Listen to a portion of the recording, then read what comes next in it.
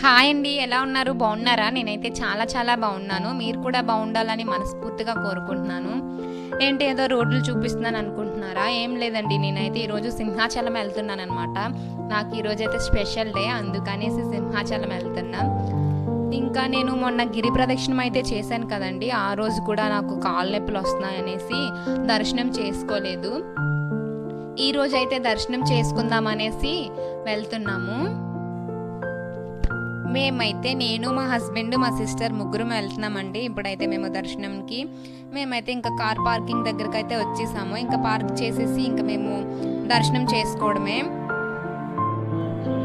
చూడండి, మేమైతే ఆల్రెడీ వచ్చేసాము. ఇంకా ఎంట్రన్స్ దగ్గరికి అయితే వచ్చేసాము. ఇదండి కార్ పార్కింగ్ ప్లేసెస్. ఇవన్నీ చూడండి, కార్లు కూడా ఎన్నో లేవు, ఎంతో మంది కూడా రాలేదు, తక్కువే ఉంది.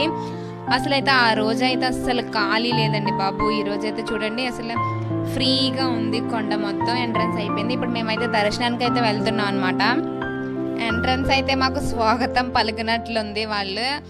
ఇక్కడైతే అన్నీ అమ్ముతున్నారు, పువ్వులు, పద్దర్లు, ఎవరికి నచ్చినవి వాళ్ళు కొనుక్కుంటున్నారు. మేమైతే ఇంటి దగ్గరే పట్టుకొని వెళ్ళిపోయాం అనమాట.